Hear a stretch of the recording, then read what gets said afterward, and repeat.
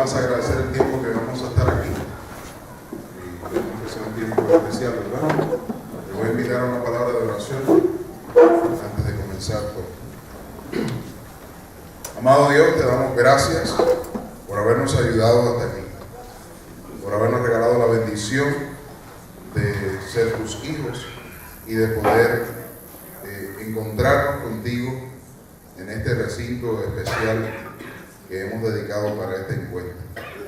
Necesitamos tu presencia en todo lo que vamos a hacer y que tu gracia nos esté acompañando. En el nombre de Jesús. Amén.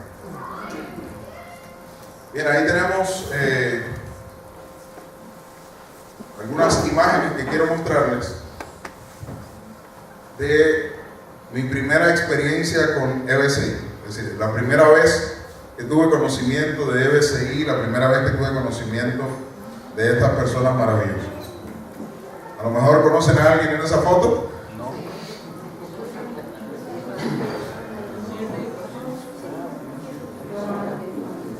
A lo mejor esta señora que está acá, ¿verdad? Miren qué look tenía en ese tiempo, ¿verdad? Qué bueno. Bueno, esa fue la primera vez que EBCI llegó a Ciego de Ávila, la ciudad donde yo vivo. Y este encuentro es en la iglesia de la coordinadora de lo que es la provincia de Ciego de Ávila, donde estoy allí sirviendo. Allí conocí a Shirley y a esta otra hermana que ahora es Rosa, ¿verdad?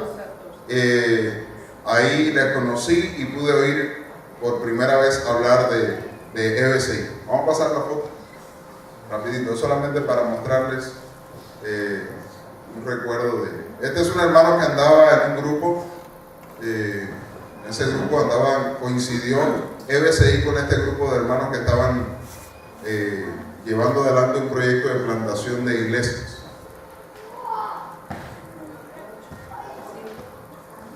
Ahí fue el encuentro en la noche. No aparezco yo en ninguna de las fotos porque por supuesto era yo quien las estaba tomando. Ahí están los hermanos. Puede seguir. Ese fue el primer evento. Adelante, adelante.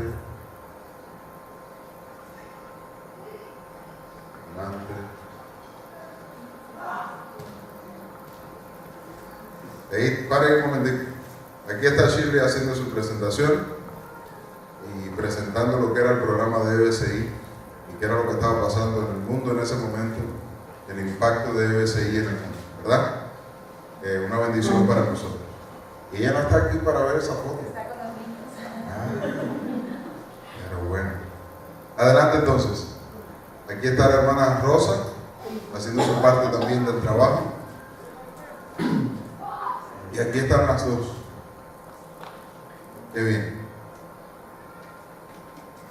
A la anterior.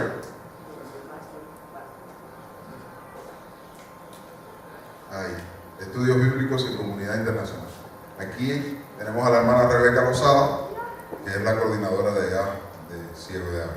A través de todas estas personas fue que tuve mi primera experiencia con EBCI y gracias le doy a Dios porque en este momento me permite estar aquí y teniendo como punto de partida aquella primera experiencia que tuve cuando conocí a esos hermanos.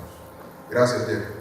Bueno, quisiera de alguna manera que estuviera aquí Diana, que pasara aquí un momentico al frente, solo un momento, y que pasara Shirley, que pasara Jonathan, pero Shirley no está. Shirley y Andrea están con los niños, tienen una clase ahorita. Bueno, bien. Sí, entonces le pedimos a Jonathan y a más tarde, ¿quieren? Si quieren más tarde, Cuando estén todos. como tú quieras. Vamos a hacerlo después, cuando estén todos. Sí, gloria a Dios. Aquí tiene a nuestra hermana Norma, tiene un pequeño recuerdo que queremos. Ahora Norma va a ser tan amable de pasar ahí por las mesas y a los matrimonios le va a dar uno y a los que son individuales pues le va a dar individualmente. Tenemos un pequeño recuerdo del encuentro de EBCI con Cuba, ¿verdad? Y quiero que lo tengan ahí. Cada vez que lo vean pues puedan recordarnos en oración, orar por EBCI Cuba y por todas las cosas que están pasando allá y queremos que sea de bendición. Ahí tienen instrumentos que les van a recordar que todos somos instrumentos también en las manos de Dios y que Él es quien hace la melodía. Él es el director de esta gran orquesta. Gloria a Dios. A los que no estaban en días anteriores, bueno, ya se les dio la bienvenida y yo quiero reiterársela. Para mí es una bendición que puedan estar aquí, volver a ver a algunos que ya conocían y compartir con ellos. Bien, en esta mañana, entre tanto que Norma vaya avanzando con esto, quiero invitarles al tiempo del tema que vamos a tener como título el desafío del equilibrio, ¿verdad? El desafío del equilibrio.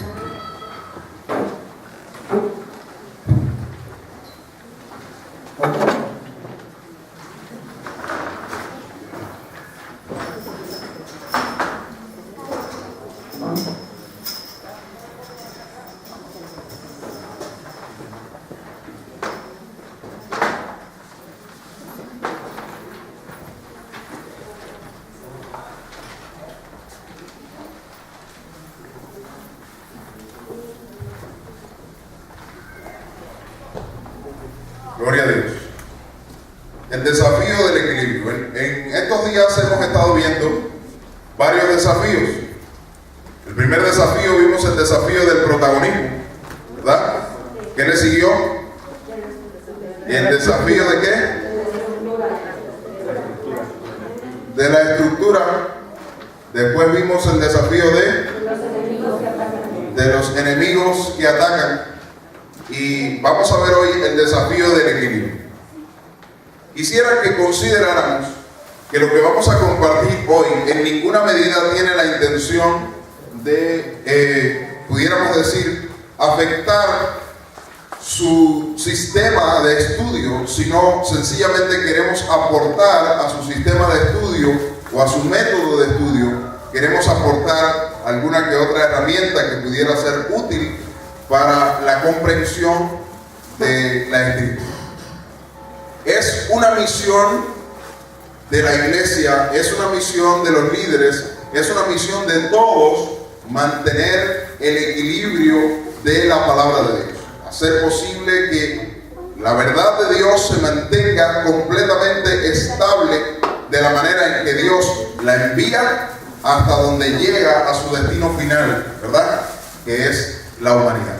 Nosotros somos los canales, como veíamos en el primer desafío, ¿verdad? Deberíamos ser transparentes para que la luz de Dios llegue a todo el mundo sin ningún inconveniente, que no seamos ni opacos ni translúcidos, sino transparentes para que la luz de Dios pueda llegar sin inconvenientes a cada uno de nosotros. Pero la realidad es que de muchas formas podemos afectar el equilibrio de la presentación de la palabra de Dios. Entonces, el equipo de azul va a buscar Deuteronomio capítulo 4, versículos 1 y 2. El equipo de azul, Deuteronomio capítulo 4, versículos 1 y 2. El equipo naranja va a buscar Deuteronomio capítulo 12, versículos 28 hasta el 32. Equipo azul, Deuteronomio capítulo 4, versículos 1 y 2. Equipo naranja, Deuteronomio 12, del 28 al 32. Este equipo, ¿cómo le llaman a este color de acá? Café. Café, el equipo café va a buscar Proverbios 30, versículos 5 y 6. Proverbios 30.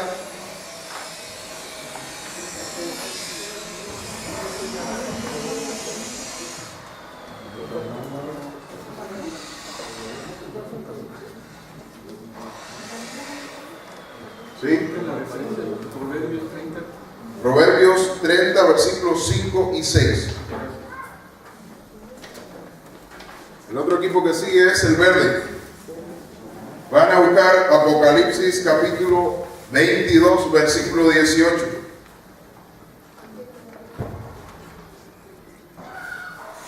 Y me Me queda un último equipo, perdón. El equipo azul. Amarillo. Ah, sí, ya dije razón. Bueno, el amarillo va a buscar Marcos capítulo 7, versículo 6 y 7. ¿Están conmigo? Ok. Entonces, vamos a empezar considerando al primer equipo, que alguien del primer equipo tenga una lectura de esos pasajes. En voz alta, que todos podamos oír. Ahora pues, oh Israel, oye los estatutos y decretos que yo os enseño, para que los ejecutáis y viváis, y entréis y poseáis la tierra que Jehová, el Dios de vuestros padres, os da. No añadiréis a la palabra que yo os mando, ni disminuiréis de ella, para que guardéis los mandamientos de Jehová vuestro Dios, que yo os ordeno. Gloria a Dios. Estoy seguro que leyeron esos pasajes, ¿verdad? Sí. Durante el tiempo se lo encargamos de tarea para leer para hoy. Ahora, encontramos en este pasaje una recomendación, una advertencia divina. ¿Cuál es? ¿Cuál es la advertencia divina que encontramos en este pasaje? Dice: ahora pues, oh Israel, oye los estatutos y decretos que yo os enseño. ¿Quién enseña? Dios. ¿Para qué? ¿Para qué nos enseña? Para que los hagan. Quiero oírlos. ¿Para qué? Para ejecutarlos y vivir por ellos. Y a través de eso, ¿qué cosa iba a suceder? ¿Cuál es la consecuencia de obedecer, de ejecutar y vivir por ellos? ¿Cuál era la consecuencia? Y entréis y poseáis la tierra que Jehová vuestro Dios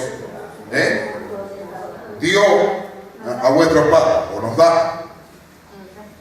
Y dice el versículo siguiente: no añadiréis a la palabra que yo os mando. No añadiréis. ¿Y qué otra cosa no haréis? Ni disminuiréis. ¿Cuál es el objetivo de esto? Para que guarden los mandamientos que Jehová vuestro Dios ya os ordena. Entonces, si disminuimos o aumentamos, ya de alguna manera nos salimos del mandamiento. Por eso es que Dios dice: no le añadas ni le quites, para que puedas obedecer el mandamiento que le encarga. ¿Sí?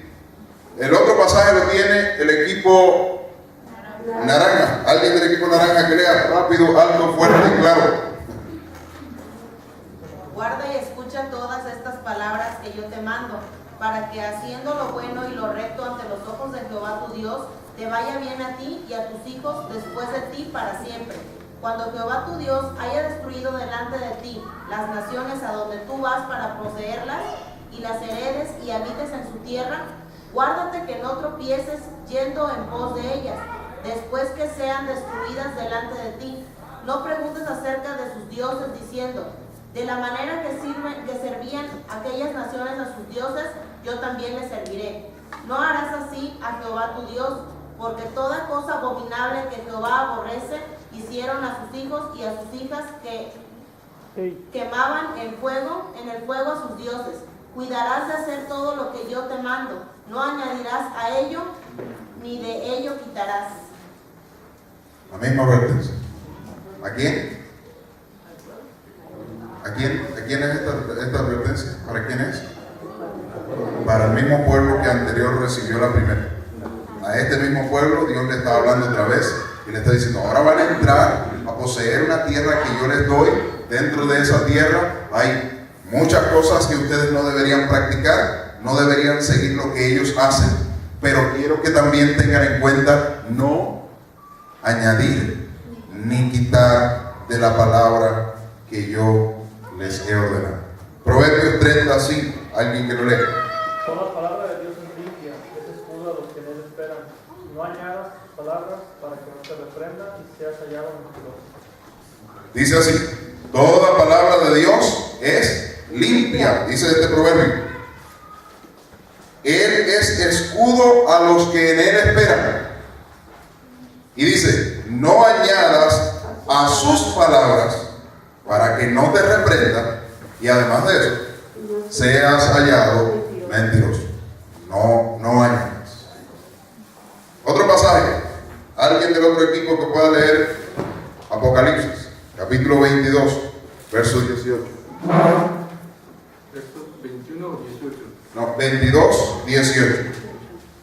Yo testifico a todo aquel que oye las palabras de la profecía de este libro.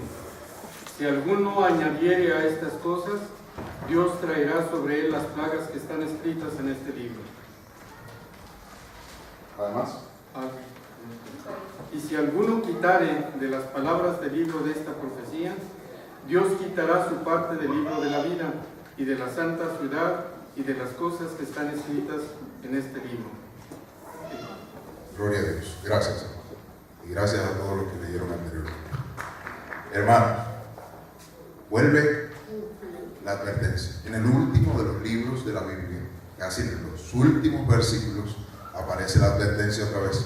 Si yo testifico a todo aquel que oye las palabras de la profecía de este libro, que si alguno añadiere a estas cosas, Dios traerá sobre él plagas. Dice, y si alguno quitare de las palabras del libro de esta profecía, ¿qué va a pasar? Dios quitará su parte del libro de la vida. Ahora, es una responsabilidad muy grande para nosotros, teniendo en cuenta la advertencia divina, mantener el equilibrio de la palabra de Dios. Hay un pasaje más. ¿Quién lo tiene?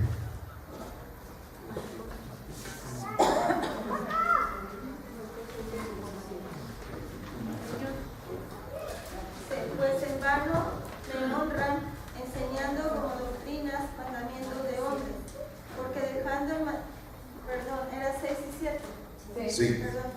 Respondiendo él, les dijo, hipócritas, bien profetizó de vosotros Isaías, como está escrito, este pueblo de labios me honra, mas su corazón está lejos de mí, pues en vano me honran, enseñando como doctrinas mandamientos de hombres. Amén. Gracias. ¿Qué dice el pasaje?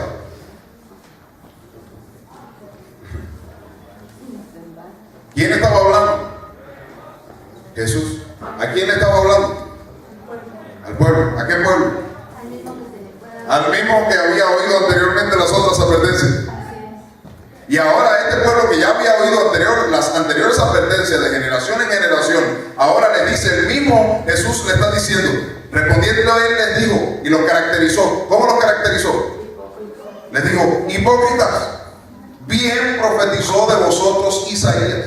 Es decir, Isaías dijo lo que tenía que decir acerca de ustedes, como está escrito, este pueblo de labios me honra, mas su corazón está lejos de mí. Y dice, pues en vano me honran. Es en vano toda alabanza y toda adoración y todo lo que quieren proporcionarme y todo buen programa que arreglan para presentarme a mí y todo lo que quieren hacer para engrandecer mi nombre y todos los carteles y propagandas que digan mi nombre, que tengan mi foto o cualquier cosa que hagan para engrandecerme a mí, todo es en vano. ¿Por qué? Enseñando como doctrina mandamiento de Dios. Es decir, si nosotros hacemos toda clase de alabanzas y toda clase de programas y cantamos las mejores canciones y componemos las mejores letras para honrar a Dios, pero enseñamos como doctrina al pueblo de Dios mandamiento de hombre, ¿qué dice el propio Dios? En vano me están honrando. Eso no me sirve. Ahora, quiero mostrarles, ¿todos ven acá? ¿Todos ven ahí? Bien. Esta línea que tenemos aquí es la línea que nosotros tenemos la responsabilidad de mantener.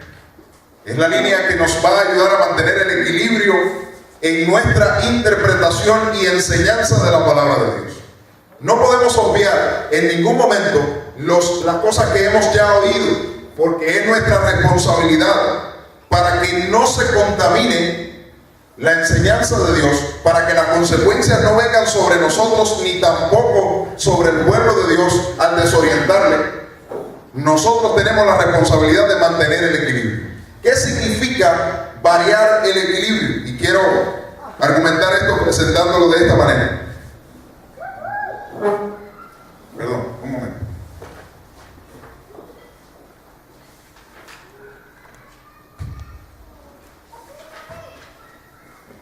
¿Qué pasa cuando añadimos a la palabra de Dios?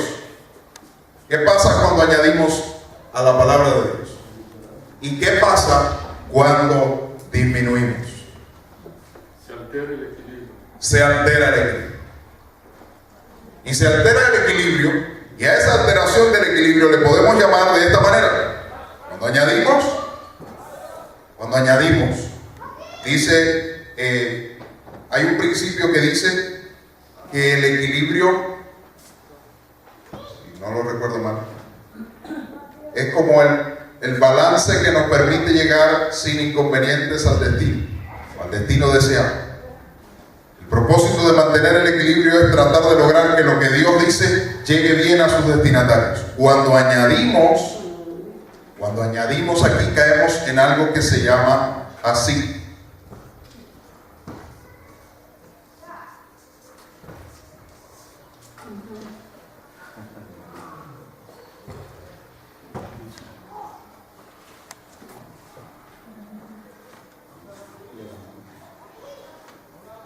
Cuando le añadimos, ¿qué le estaba diciendo Jesús a aquella gente?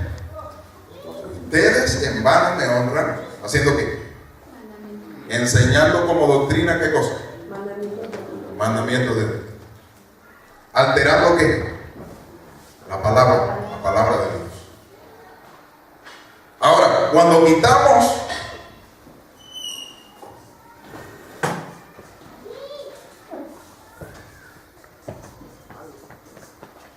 ¿dónde caemos?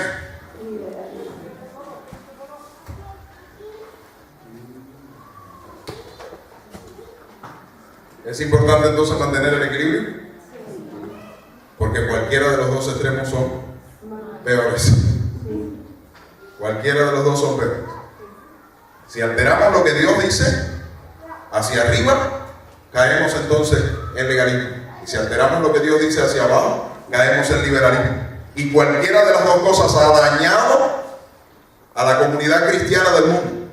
El legalismo ha dañado a los cristianos y el liberalismo ha dañado a los cristianos. Y todo ha dañado de forma general la imagen completa de lo que Dios quería presentar al mundo.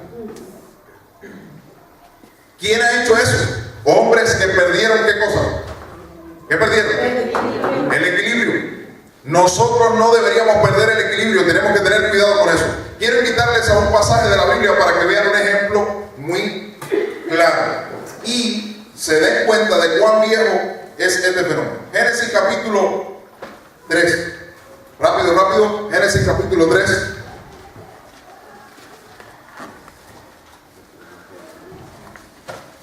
Génesis capítulo 3, versículo 1. Dice de esta manera: pero la serpiente era astuta, más que todos los animales del campo que Jehová Dios había hecho, la cual dijo a la mujer: con que Dios os ha dicho, no comáis de todo árbol del huerto.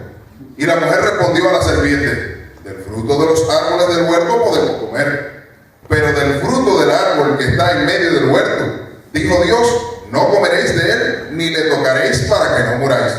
Entonces la serpiente dijo a la mujer: no moriréis, sino que sabe Dios que el día que comáis de él, serán abiertos vuestros ojos, y seréis como Dios, sabiendo el bien y el mal. 5 segundos para considerar el pasaje y mirar el fenómeno. ¿Qué pasó aquí con la palabra de Dios? ¿Y qué consecuencias trajo? ¿Qué sucedió? ¿Y qué consecuencias trajo? Dice, la serpiente muy astuta, más que todos los animales, se acerca a la mujer y le dice, una interrogante, poniendo en duda lo que Dios ya había dicho, dice, con que Dios os ha dicho, no comáis de todo árbol del campo. ¿Dios había dicho eso? ¿Qué está haciendo la serpiente? Estaba añadiendo, ¿qué estaba haciendo? Aquí, ¿qué dice? Llegó hasta el extremo. Dios no había dicho en ningún momento eso. Y dijo, no pueden comer de todo árbol. ¿A dónde llegó la cosa? Al extremo. Legalismo. Y luego, entonces dice, y la mujer le respondió, del fruto de los árboles podemos comer. Pero del fruto del árbol que está en medio del huerto, dijo Dios, no comeréis. ¿Y qué más? Ni le tocaréis para que no muráis. ¿A dónde se fue Eva también? Se fue al extremo. Dios dijo que no tocaran el árbol.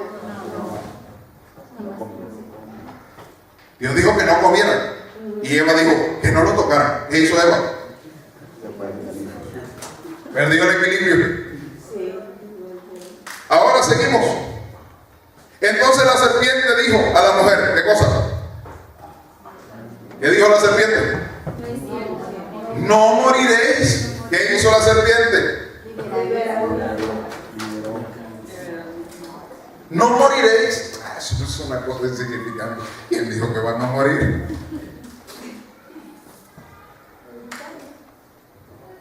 No moriréis. Y entonces viene con un estímulo, añadiendo a la palabra.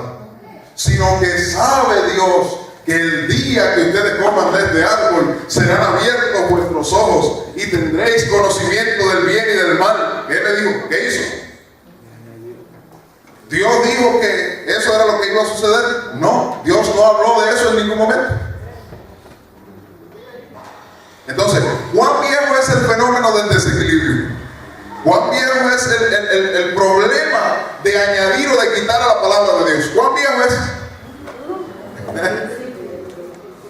Es una tendencia que está en todo aquel que tiene alguna que otra relación con Dios y conocimiento de Dios. Tiene la tendencia de añadir a Dios. No necesitamos añadirle a la palabra de Dios para hacer a Dios más veraz. No necesitamos añadirle a la palabra de Dios para hacer a Dios más recto ni más poderoso. No necesitamos quitarle como para presentarlo como un Dios misericordioso y compasivo. No necesitamos. Sencillamente necesitamos transmitir la palabra tal y como Dios la mandó.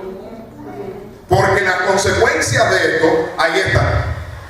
Hasta los días de hoy tenemos las consecuencias de este evento de la historia. Y por eso Dios advierte, ya leímos los pasajes, no añada ni un poquito, ni le quites ni un poquito. Seguimos. Para mantener el equilibrio hay otras cosas que hay que tener en cuenta a la hora de interpretar la palabra de Dios. A la hora de considerar las verdades de la palabra de Dios, hay que tener en cuenta algunas cosas. Rápidamente, aquí vemos que tenemos el texto. Ese es nuestro punto de partida. El texto es la palabra de Dios, es la voz de Dios, es Dios hablando al hombre. Una de las tendencias de nosotros generalmente es leer el texto y aplicarlo a nosotros. Tomamos el texto, inmediatamente lo leemos y empezamos a aplicarlo a nosotros. Aquí, nosotros.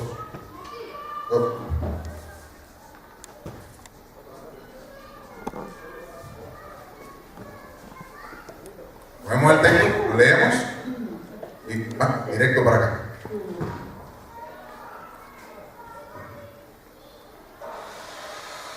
Somos nosotros los destinatarios originales del primer mensaje que Dios envió. Nosotros somos los primeros destinatarios. Hay un gran dilema con el tema de los testigos de Jehová que dice, nosotros somos los testigos de Jehová. Y usan Isaías 43:10 y con eso han hecho historia en el mundo entero. Nosotros somos los testigos de Jehová. Bien, hay que tener en cuenta que cuando Dios dijo eso, no estaba hablando con ustedes. ¿Con quién estaba hablando? Estaba hablando con los judíos. ellos también hablan de los 144,000. Dicen, no, nosotros los ungidos somos de los 144,000. En una oportunidad me encontré con uno que decía que él era de los 144,000. Dije, ah, qué bien, yo soy un ungido. Ah, qué bien. No, porque Dios me lo ha revelado. Le dije, ok, vamos a mirar en la Biblia. ¿Qué parentesco tienes tú con Jacob, con Rubén? ¿Qué parentesco tienes con José o con Benjamín? ¿Tienes algún parentesco con alguno de ellos? Aquí dice claramente que los 144,000 son de las 12 tribus de Israel. ¿Qué hizo con el texto? Lo cogió de la Biblia y directo se lo aplicó. ¿Cuál es el procedimiento que debíamos tener en cuenta? El texto va, aquí dice, ellos entonces, a ellos entonces, a los primeros destinatarios de la palabra, a quienes fue enviada y dada la palabra en el tiempo en que fue dada.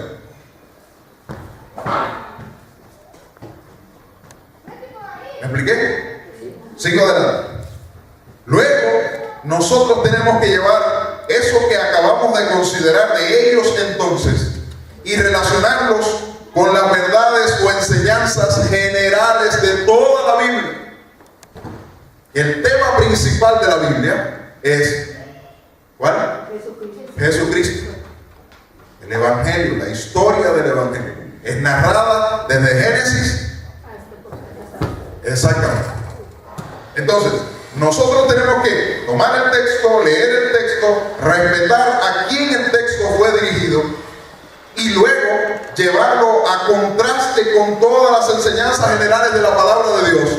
Y luego, entonces, llevar el texto hacia nosotros. Cuando nosotros violamos eso, voy a poner una línea discontinua aquí.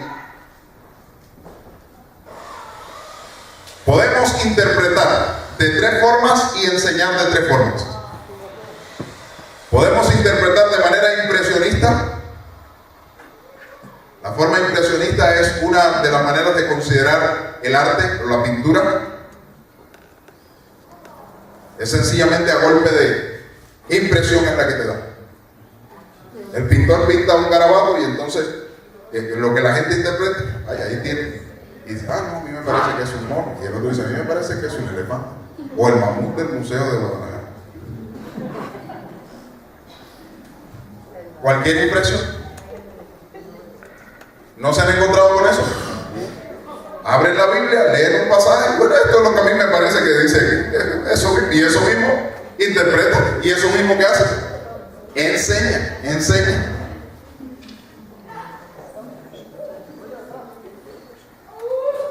El segundo error que podemos cometer cuando violamos este ciclo es una interpretación ebria o una enseñanza ebria.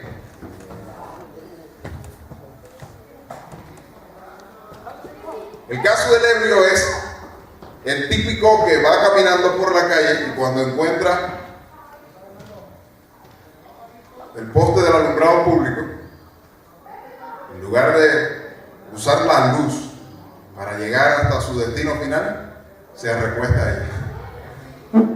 Ahí se abraza ahí y ahí está hasta que se le pase la borrachera.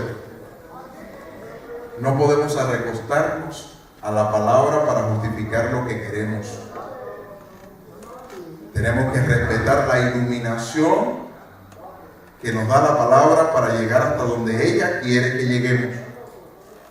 Es como cuando alguien dice, está haciendo algo que no es la voluntad de Dios y empieza a correr por toda la Biblia hasta que encuentra un versículo donde se recuesta. Y se recuesta a él y lo abraza y dice, mira lo que dice la Biblia.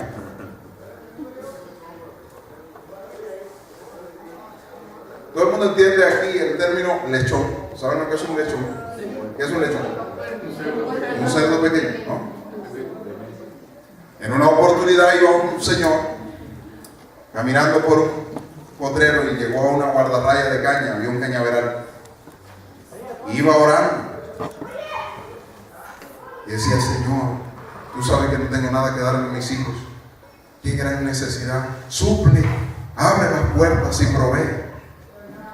Y en ese momento siento un ruido dentro de la caña y sale un lechoncito. Y dice: ay, Señor, gracias.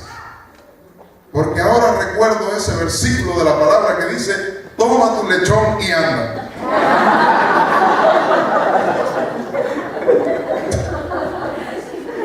¿Qué hizo? Ya se robó el lechón. Se robó el lechón. Toma tu lechón y anda. Cogió el lechón y se fue. Ahora, por último, una interpretación para completar. Una interpretación ebria provoca una enseñanza ebria. La última es la interpretación imperativa.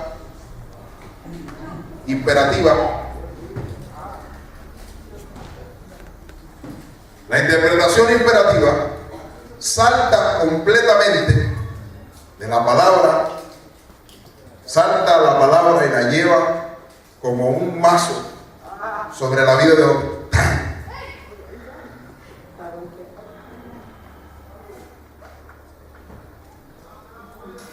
Sin considerar qué cosa es lo que la Biblia dice, ni a quién se lo dijo, ni en qué tiempo se lo dijo, ni nada por el estilo. No voy a citar ningún versículo, solamente quiero que recuerden eso. Entonces, si interpretamos mal, ¿qué vamos a hacer? ¿Mal? ¿Qué le sigue? Enseñar. Y si interpretamos mal y enseñamos mal, estamos perdiendo el equilibrio.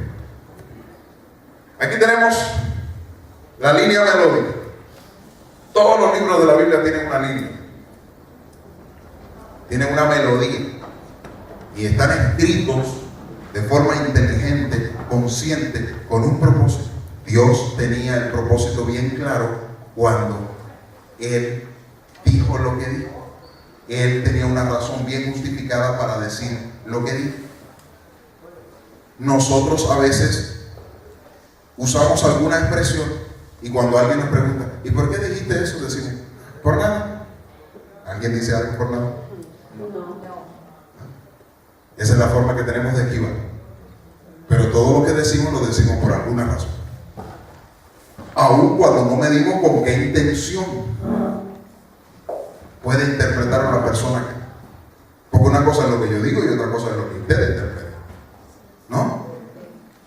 Pero hay que entender que Dios tiene, o siempre ha tenido en su mente bien claro qué decir, cuándo y a quién y qué palabras usar. Dios no habla si Él no quiere. ¿Alguien puede decirle a Dios: a ver, por favor, habla ahora? No, habla. Dios habla cuando Él quiere. Y Dios habló cuando Él quiso hablar, cuando Él interpretó que era necesario hablar y a quien Él quería decirle lo que tenía que decirle. Así que todo lo que Dios dijo tiene un sentido.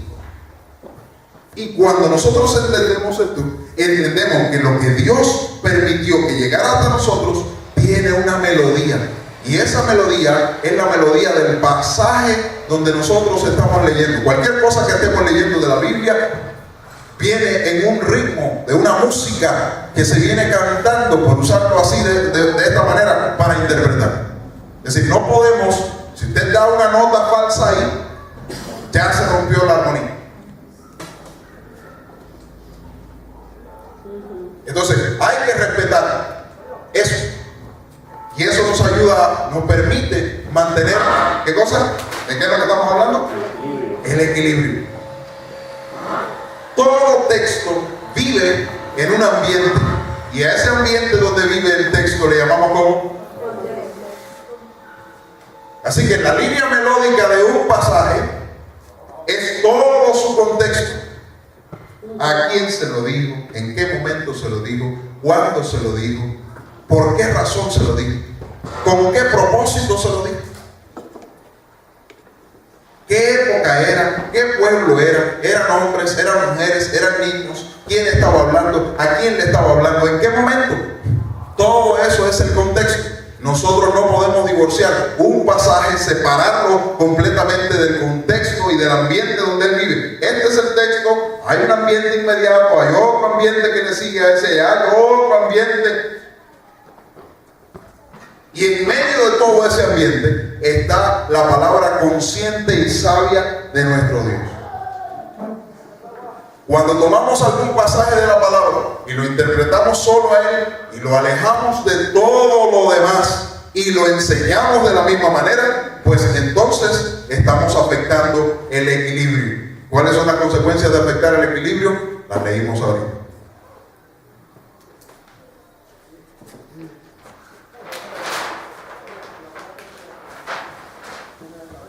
Por último,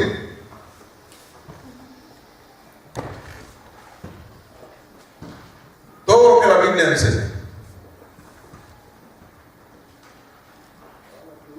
guarda relación con el evento más trascendental de la historia. Cuando nosotros vemos el escenario bíblico de Génesis, en los primeros capítulos, ¿cuál fue el evento más trascendental en la historia de la humanidad? ¿Cuál fue? El más trascendental. ¿Cuál? El pecado. La caída, el pecado. Ese fue el más trascendental, porque ha trascendido de una generación a otra y se mira. Entonces, el pecado fue el evento que afectó el equilibrio de todo lo que Dios creó y ha trascendido para mal de generación en generación. La Biblia habla de que el plan redentor de Dios estaba diseñado ¿desde cuándo? Desde antes de la fundación del mundo. Así que desde antes de la fundación del mundo ya Dios tenía previsto un plan para solucionar el problema. Si definitivamente el problema se iba a suscitar, Dios tenía un plan para resolver el problema. Y el plan era el Evangelio. Y el Evangelio contiene sacrificio, la muerte, ¿y qué cosa? Y la resurrección de Cristo. Lo que significa es que ninguna enseñanza de toda la Biblia puede estar divorciada del personaje principal, de la historia principal de la Biblia. Si lo que usted está enseñando no guarda relación con el Evangelio, no guarda relación con la salvación, no guarda relación con la obra de Cristo, hay algo que está mal y está afectando el equilibrio. Porque todo lo que nosotros vemos después del pecado para acá es toda una historia o una secuencia de eventos que llegan hasta aquí para resolver el problema que se generó cuando el hombre pecó.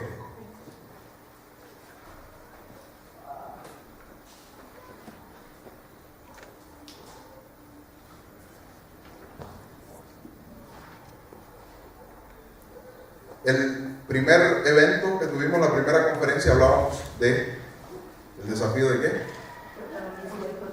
¿Quién es el protagonista principal de toda esta historia? Jesucristo. Y el Evangelio de Juan dice que Él era el Verbo. Y que el Verbo era con Dios. Y el Verbo era Dios. Y todas las cosas por Él fueron hechas. Y sin Él nada es hecho. Entonces, ¿quién es el personaje principal? Jesucristo. No podemos divorciar a Jesucristo del resto de la Biblia. No lo podemos divorciar. En el Antiguo Testamento, en Eclesiastés, en Génesis, en Éxodo, en Deuteronomio, en cualquiera de los libros de la Biblia que estemos estudiando, Jesucristo es el personaje principal.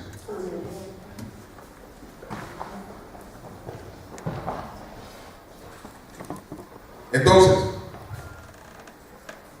en el tiempo de esta mañana, de la interacción en grupo, nosotros todos vamos a leer el pasaje de Marcos, capítulo 7, desde el versículo 1 y hasta el 23. ¿Es Marcos o Mateo? Marcos, capítulo 7. No. Marcos 7. Dice Mateo. Oh, perdón.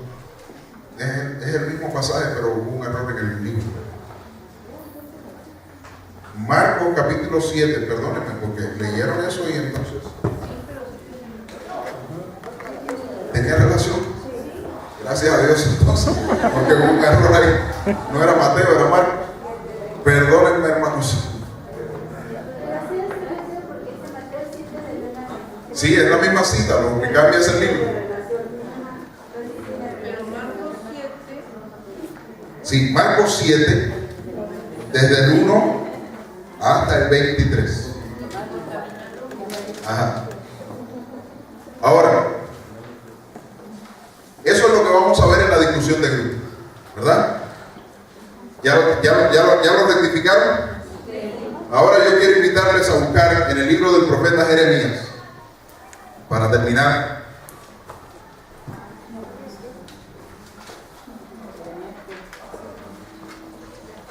Y vamos a ver el capítulo 23, versículo 28 en adelante de Jeremías.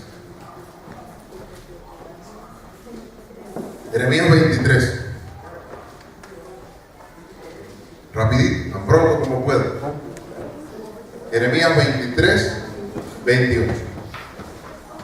Con Mateo cerrábamos de otro modo. Con Mateo cerrábamos de otro modo, porque era no veas la paja en el ojo ajeno. Qué bueno. Bien, Jeremías dice de esta manera, versículo 28 del capítulo 20. El profeta que tuviera un sueño, cuente el sueño, y a quien fuera mi palabra, cuente mi palabra. ¿Cuál? Perdón. ¿Qué tiene que ver la paja con el trigo? Dice Jehová. No es mi palabra como fuego, dice Jehová, y como martillo que quebranta la piedra. Por tanto, he aquí, yo estoy contra los profetas, dice Jehová, que ¿qué hacen? Hurtan mis palabras cada uno de su más cercano. Dice Jehová, he aquí yo estoy contra los profetas que hacen ¿qué? Que endulzan sus lenguas y dicen, Él ha dicho. He aquí, dice Jehová, yo estoy contra los que profetizan sueños y los que cuentan y hacen ¿qué? Errar a mi pueblo con sus mentiras y con sus lisonjas. Y yo no los envié ni les mandé, y ningún provecho hicieron al pueblo. Ahora, dice Jehová, cuando te preguntare este pueblo, o el profeta, o el sacerdote, diciendo, ¿cuál es la profecía de Jehová? Le dirás, esta es la profecía. Os dejaré, ha dicho Jehová. Fue lo que Dios le dijo a Jeremías. Y al profeta, sacerdote, o al pueblo que dijere profecía de Jehová, yo enviaré castigo sobre tal hombre y sobre su casa. Miren eso. Así diréis cada cual a su compañero y cada cual a su hermano, que ha respondido Jehová, ¿qué ha respondido Jehová? ¿Y qué habló? Y nunca más os vendrá a la memoria decir profecía de Jehová, porque la palabra de cada uno le será por profecía. Pues pervertisteis las palabras de Dios, del Dios viviente, de Jehová de los ejércitos, Dios nuestro. Así dirán al profeta, ¿qué te respondió Jehová y qué habló Jehová? Mas si dijeres profecía de Jehová, por eso Jehová dice así, porque dijisteis esta palabra, profecía de Jehová, habiendo yo enviado a deciros, ¿qué cosa? No digáis profecía de Jehová. Ustedes saben que en el tiempo de Jeremías había problemas, y el gran dilema de Jeremías era lidiar con los falsos profetas. Dios decía al pueblo a través de Jeremías, esto es lo que hay para el pueblo, y los falsos profetas que decían, no, Dios no ha dicho eso, Dios es progreso, es bendición, eso es lo que... Cuando eso sucede, el equilibrio está siendo afectado y las consecuencias van a venir sobre el profeta, pero también van a venir sobre el pueblo que está engañado, porque la Biblia dice que esas falsas profecías no trajeron provecho al pueblo. es mantener el equilibrio. Mantener el equilibrio. Todo el tiempo preocuparnos por velar, interpretar lo que Dios dijo y enseñar lo que Dios dijo. No necesitamos ayudar a Dios en nada. No, esto parece ser muy suave para esta gente. No, eso fue lo que Dios dijo. Eso es lo que... O esto parece ser muy duro para esta gente. No, eso fue lo que Dios dijo. Y eso es lo que se dice. El efecto, el poder de la palabra, ahí lo dice claramente. No es mi palabra como fuego o como martillo que quebranta la piedra. Eso es asunto. Gloria a Dios. Quiero invitarles a orar. Tenemos tiempo para la interacción del grupo, ¿verdad? ¿Sí? Ok. Entonces, les voy a invitar a orar ahora.